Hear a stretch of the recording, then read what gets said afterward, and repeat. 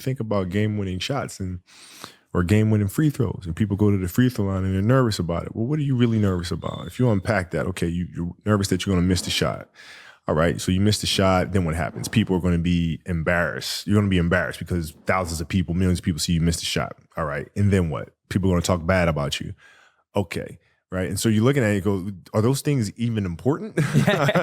You know what I mean? If that is my fear, like what is, you worried about letting your teammates down? Okay, have you let them down before? Well, I'm sure, in practice and things of that nature, right? They're still there. Yeah. You know? And so when you're able to unpack it, you kind of look at it for what it is, which is really nothing. Yeah, I love that. Breaking it down. I think that's so important. I think everyone who's listening or watching right now, next time you're facing a fear, next time you're going against something, do that. Like literally unpack it. Don't just settle for your first answer, because the first answer is rarely the right one. Yeah, don't hide from it. You know, you got to be able to look at it and, you know, and deal with it head on. Yeah, I love that, man. What are you going to do for halftime in the second half? Like, what's the vision for that? And that's when we get back to Dr. Cole's. Like, once you can define it, you can plan to get to it. You can go through OTAs. You can go through workouts. You can go through endorsements with your agent. Like, we did all those things to make it, and then we just let it drop. How was that, being a Georgia Bulldog? It was great, bro. I'm not gonna lie. It was awesome. But, you know, like, I do feel like, looking back on it, I feel like a reason why I committed there was because of, like, the peer pressure you get from, you know, you grew up in Georgia. So it's like, I didn't really know where I wanted to go at the time, but it's like everybody's always just in your ear, and the way that kind of builds up, and just everybody's a Georgia fan in Georgia. So it's like you're going on visits, you're getting mad love from everybody who's there, and people are in school, teachers just talking to you and stuff like that. So one, I think that's, looking back on it now, I feel like that was a small part on why I committed to Georgia, because my senior year, they won the Natty. Yeah. So it's like, with Jake Fromm, he was a freshman at the time, so it's like, am I really gonna play?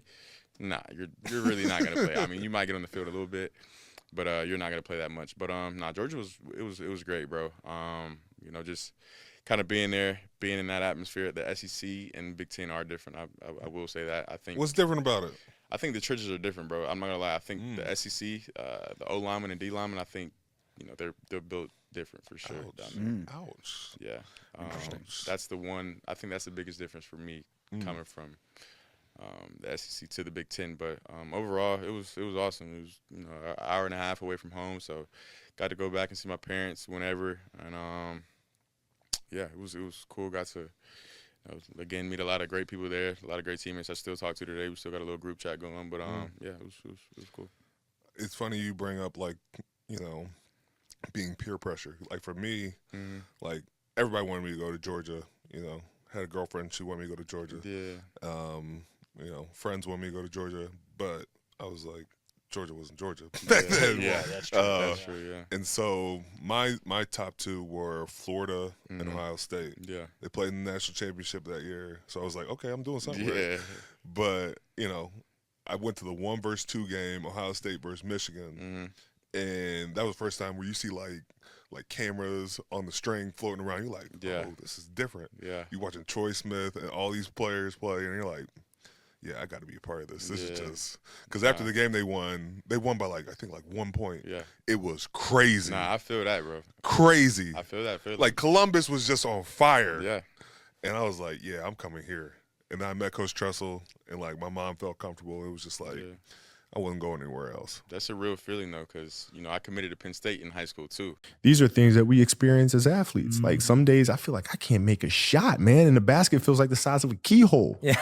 You know, and other days it looks like a swimming pool. Yeah. You know, that's magic. And so we root our magic in reality so that when kids experience these things, particularly the failure side of it, they can connect it to one of our stories and say, okay, I've seen this before. I know how to deal with this. Yeah. That's beautiful, man. I love that. That analogy of like feeling the basket bigger or smaller and like being able to vision that. I can vision it right now. And like, yeah, you're so right. Like some days it looks huge. And I love that. That's such a great way of thinking about it. And I guess so much of this is from your real life vision. Oh, yeah. This is like some days. I've experienced it. Yeah. But I love that because it's also giving them the permission to say like, be imaginative about this, right? Yes. And that obviously gives so much. I think when we imagine, it changes the reality of, oh, I'm just sitting out here taking shots, Yes. right? Which can get boring and tiring. Becomes mechanical. You and Trevor Lawrence were tied at the hip throughout high school, college. Speak to that, you guys being the top of your position. Yeah. Trevor, I was in 8th grade, I think. He was already maybe a 5-star, already maybe had 1 or 2 offers, but I didn't kind of come on to the scene until like maybe my junior year of high school. So I was kind of a late bloomer in terms of that. But once we kind of got there, you're right, it was me and him 1 and 2, and just that experience. Cartersville was not too far from where I grew up. It's probably like 25, 30 minutes from where I grew up. So it was cool. We had the same, QB coach back then too. So we would, sometimes work out with each other and stuff like that, and go on visits together. So it was cool, kind of growing up in that aspect of it, especially the training together part. Just kind of pushing each other and always having that competitive side, and then of course going on to the Elite 11, and then the stuff in college too. We played them 2 years in the playoffs, so it's kind of like a crazy story when you kind of look back and think about it. How we're grew up 25, 30 minutes away from each other, and well, that QB coach was eating. If you haven't got a vision of post professional athlete, you're going to have to create that vision, and even though psychotherapy might sound sophisticated, it's kind of always the same thing. You're helping people come up with the vision, create a process for realizing that vision, practicing the process, figuring out which parts work, which parts don't, and persisting, experiencing, and that's one of the big reasons people are struggling so much with mental health today is they've been taught that they should move away from pain, when in fact the only way you grow and evolve is you move towards resistance. So again, to your point, the script needs to address your physical health, your mental health, your mental fitness, all those things that make for a good life plan. I love that. When you started writing 17 years ago, did you envision that one day you would move into this storytelling space, or was it just something you enjoyed at the time? No, man. It's just something I enjoyed, and I enjoyed writing ads. It was something funny about trying to distill a message down into 30 seconds or a minute, depending on the budget. You know what I mean? Trying to say something important, trying to speak to the brand attributes, but also speak to something that's greater and that has a stronger message, stronger philosophical message. And how do you connect those dots? So putting that puzzle together was something that was really intriguing. Yeah. But I never thought I'd be writing novels or movies and that sort of stuff. Never, man. I love that, man. I love it how everything evolves naturally. And actually hearing you say that, it reminds me. So my vision when I was sharing earlier became very clearly making wisdom go viral. And I was like, how do I take these teachings that are like so sacred, they're hidden away in these books, and how do I make them really relevant and accessible and practical to the whole world? Because I know that anyone can access them. They're universal, right? These teachings can apply to anyone, but sometimes they're just hidden away. And a young person doesn't know how to find them. So that inspires me hearing them. That's beautiful too, because especially in today's world, there's so much clutter. It becomes harder for kids to try to weave through a lot of the crap that's out there to find stuff that's actually beneficial to them. Yeah, I think you reminded me, I think E.O. Wilson said, we're drowning in information, starving for wisdom. Yes, right? Sure. Especially, and that's why I think your work is cutting through, because I think what you've managed to do with your new work is that you're finding ways to connect with what people care about, but you're taking it a step deeper. So leaning into my life experiences kind of leaned into me. When you suffer, it gets your attention. When you lose, I'm so grateful I turned out to be a terrible coach, because it set me on a path that has led to a lot of success.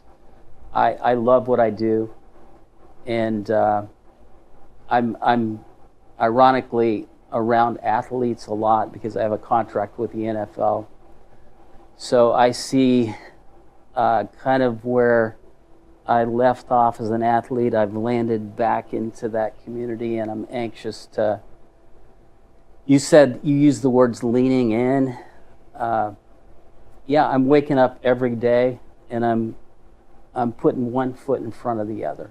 That's good. And I think the reason I'm here is because of my mistakes and learning from sports, from life, that when you fall down, if you can bounce back, you probably learn something, and you're probably better off because of it. How are you encouraging young people to find the right mentors, and how can they find the right mentors, even through your work? I guess your work is somewhat mentorship.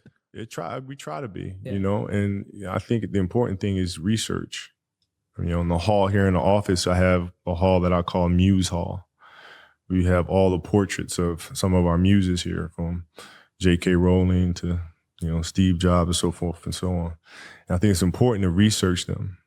And it's like putting, you know, fuel in the fire every day. You know, there's constant inspiration when you read about them, what they were able to accomplish, how they went about accomplishing it. It's just constantly, you know, feeding that flame and learning. And the best way to do that is to learn from the people who have done it. Yes. Yeah. That just made me so happy. I have a gallery wall in my home. If we were recording this at my place in Hollywood, awesome.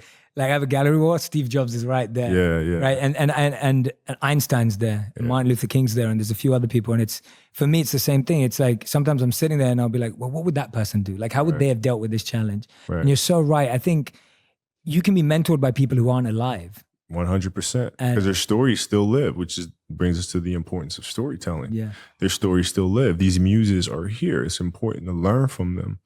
And if anything, it helps you remember that they are human, just like us. Yeah.